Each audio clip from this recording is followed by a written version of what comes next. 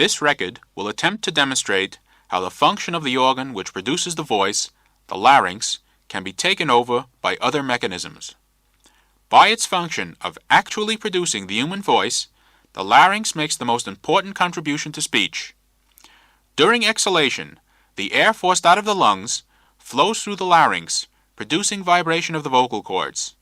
The sound thus produced is called the voice.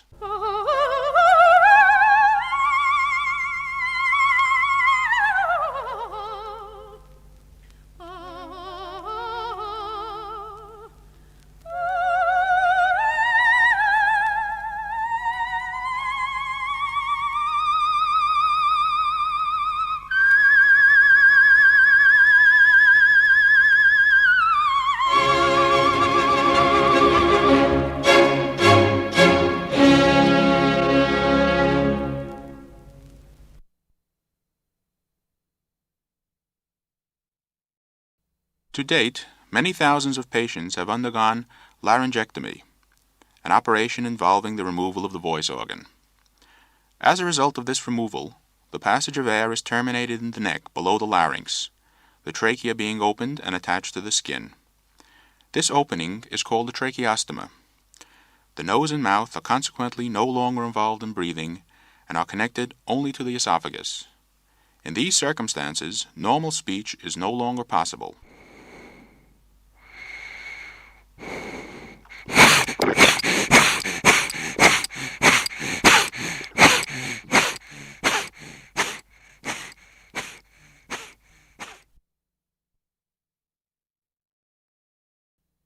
There are, however, several possibilities for substituting another sound-producing method for that lost as a result of the operation.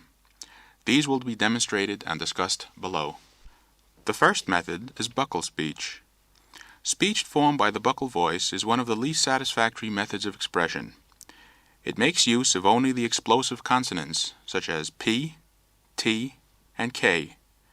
Words, such as one and man, in which these consonants do not occur, cannot be produced, and much is left to the eye and imagination of the listener.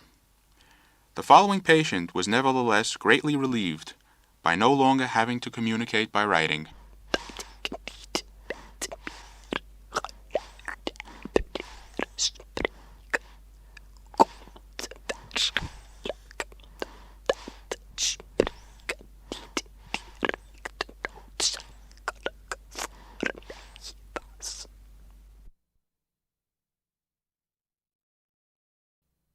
The second method, parabuccal speech, exemplified by the following patient, demonstrates what excellent speech can be produced by this unique method. However, as this method of speech is very difficult to learn, it is not generally used in the rehabilitation of patients. In principle, air is collected on one side of the mouth, between the cheek and teeth, and driven by muscular contraction toward the oral cavity, thus causing the buccal mucous membranes to vibrate, producing sound. As a child's play, I learned a method of speech without the larynx by making an air break with my cheeks and producing a sound by emptying this air between my teeth into the mouth. I suffered from a bad infection in the larynx, which made tracheotomy necessary. And after that, some plastic operations to restore the function of the larynx. Meanwhile, the larynx was obstructed for some time by a dilator, which was used to hold a piece of skin on its place. You will hear the basic sound mixture when I compress the air brake in my cheek without any articulation, in this way. Or in this way.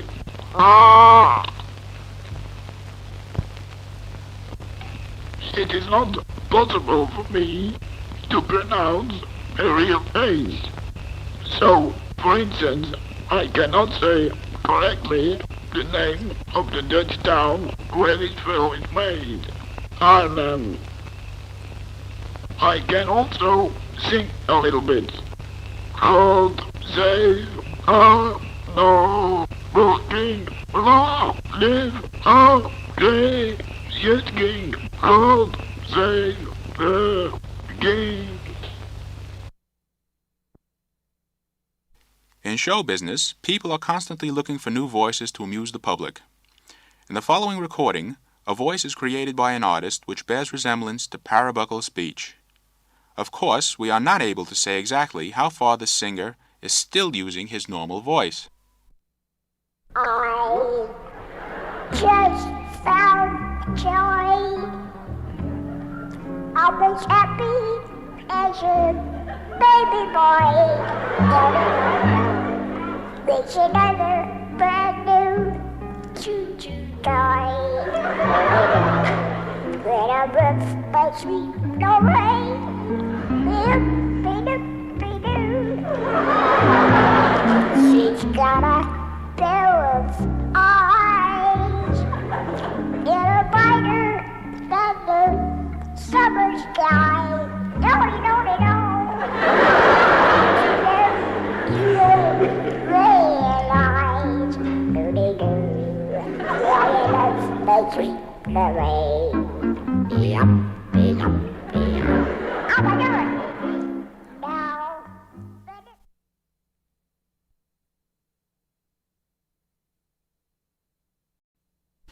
The following glossopharyngeal method is rarely used. It does, however, find a place in children with extensive larynx stenosis who have had a temporary tracheostomy. The patient demonstrated cannot be understood from this record, but in spite of this limited method of communication, the patient has nonetheless achieved a method of speech.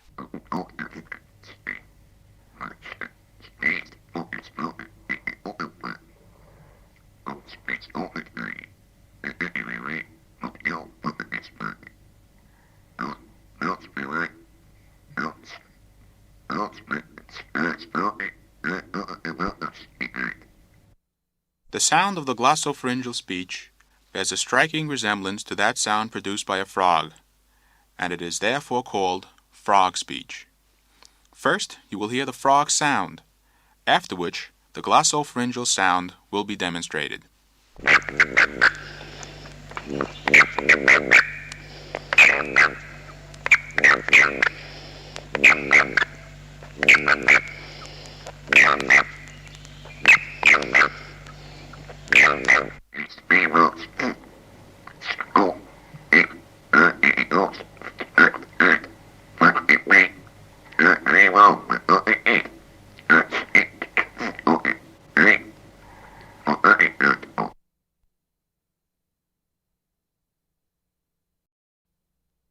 The esophageal voice gives the best approximation of normal voice production, and of all the possibilities, it is by far the most preferable. Some patients achieve an astonishing skill with this method, so that the layman can hardly distinguish their speech from the normal. This method of speech is taught to all people who have lost their larynx to surgical procedures. This method is not only known in Europe, but also in America, China, and Japan.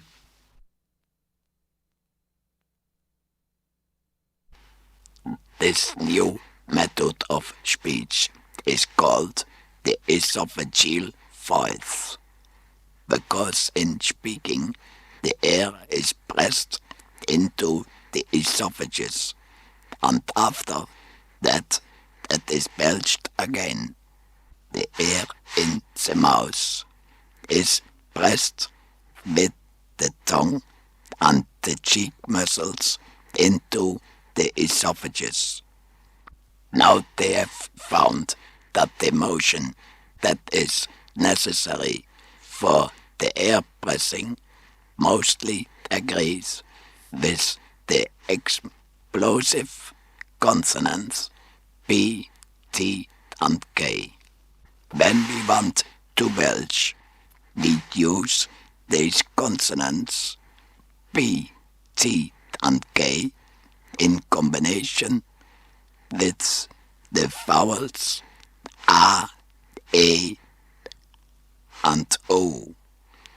For instance, ba, bi, bo, ta, ti, to.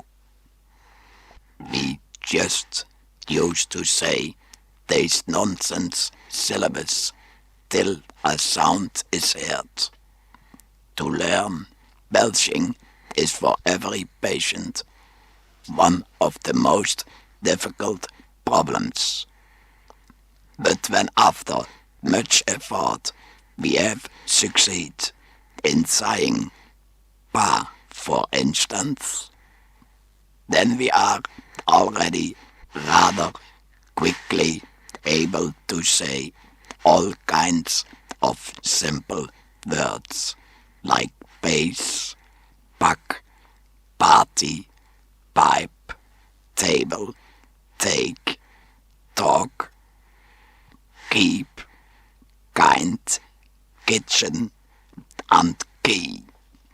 When we have obtained a certain fluency with these simple words, we go to apply ourselves to difficult consonants like S and F. Sometimes these consonants can be rather difficult because they have to be formed with the air being found in the mouth and not in the esophagus. The skill of pressing out the air being present in the mouth is not a skill that every pupil possesses at once. For instance, signed, sick, spirit, fast, funny, first. Very soon already we are able to say little sentences like, I like you, I saw him, can I go, can you tell me, and so on.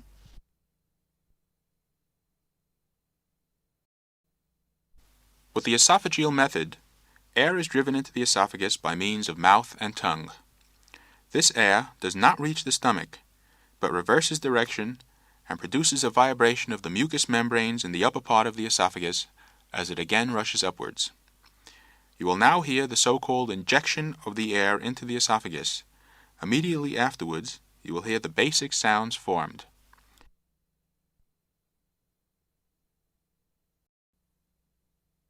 Injection. Basic sound. Injection. Basic sound.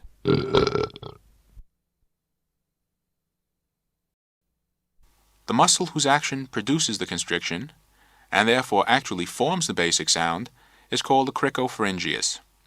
You will now hear the sound of an esophageal voice.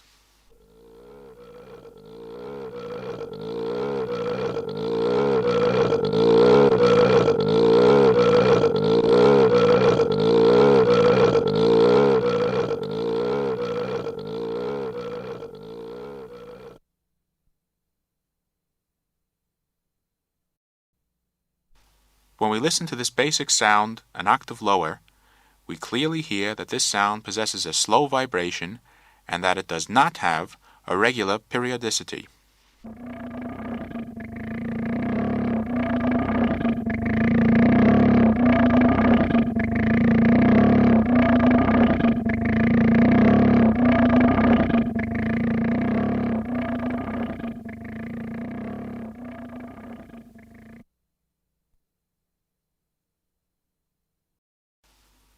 The pace with which the patient can learn the speech mechanism is variable and depends on age, state of health, intelligence, sphere of activity, and milieu. Under favorable circumstances, the patient can learn this technique within 2 months. When speaking clearly and slowly, patients with esophageal voice are completely understandable, even through the telephone. This can be heard in the following recording. A few weeks after my operation,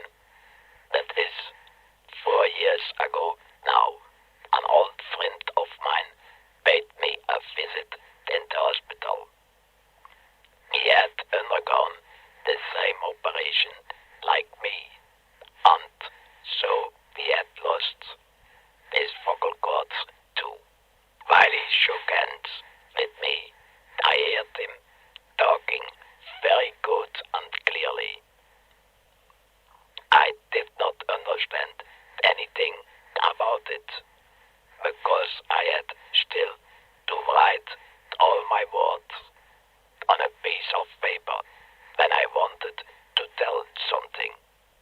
This friend was several years older than I, and also I thought, what he can do, must and shall I be able to do also.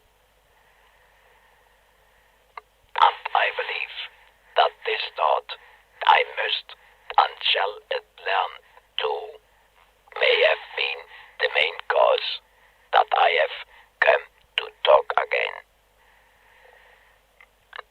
Of course, and that you will understand, this was not the only matter. For after I was dismissed from the hospital, I visited a speech therapist who taught me the principles of this method of speech.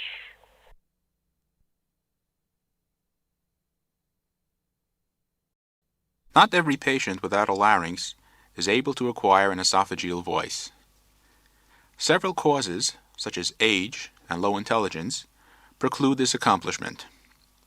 For these patients, the possibility of procuring an artificial larynx exists. The production of basic sounds by mechanical means can be done according to two principles. The first includes a group of appliances which have a membrane set in motion by air expelled from the lungs through the tracheostoma. The sound thus produced is conducted by means of a tube to the mouth, as you will hear in the following recording. First you will hear a little piece in Dutch, and after that a little piece in French. In 1952 heb ik gekregen een apparaat al thuis gemaakt, maar ik heb het in mijn valies steken. Te belachelijk voor me te spreken, maar het sprak. Ik werd geïnspireerd, als wij kinderen waren, hadden zo'n ballons met een piepertje op.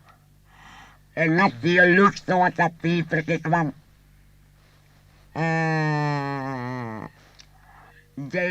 In 1952, I constructed an apparatus and called it a larynxophone.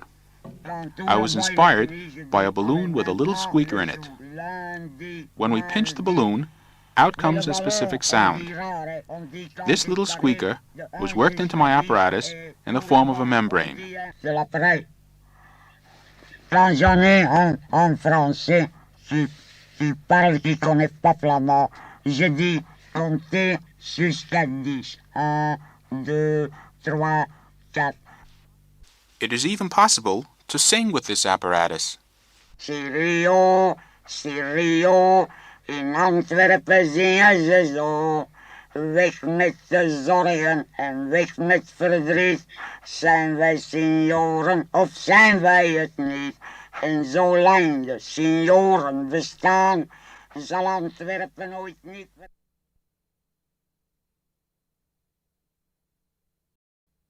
The second principle includes a group of appliances in which the sound is produced electrically. This source is switched on and off at will. The path by which the sound reaches the mouth can be varied. The pipediccione is a representative of this group. This apparatus resembles a pipe, the source of sound being built into the pipe bowl, and the sound being conducted into the mouth by way of the pipe stem. I was invited in January 1959. In November of this year, I heard of this kind of speaking. Already in the beginning were said that I would learn this manner of speaking in a short time. And that was true. Within 4 weeks, I could speak with this apparatus. The apparatus consists of a pipe and a transistor generator.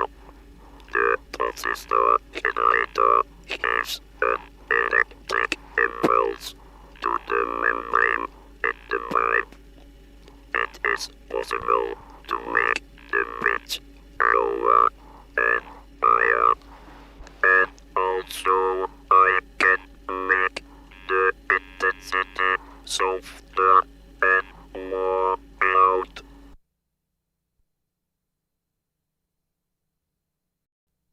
With removal of the vocal organ, we save the patient's life, but at the same time deprive him of the organ that enabled him to maintain human contact and spontaneous self-expression.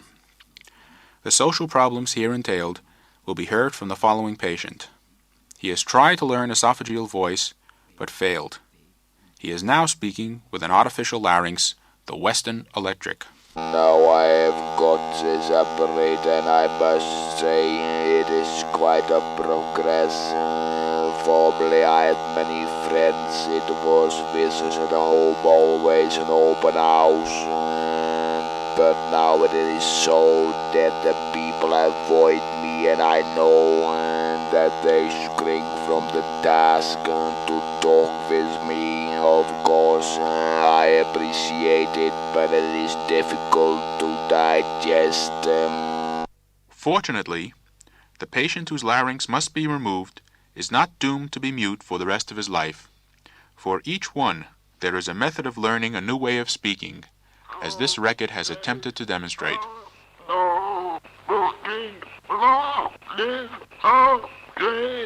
Yes, King.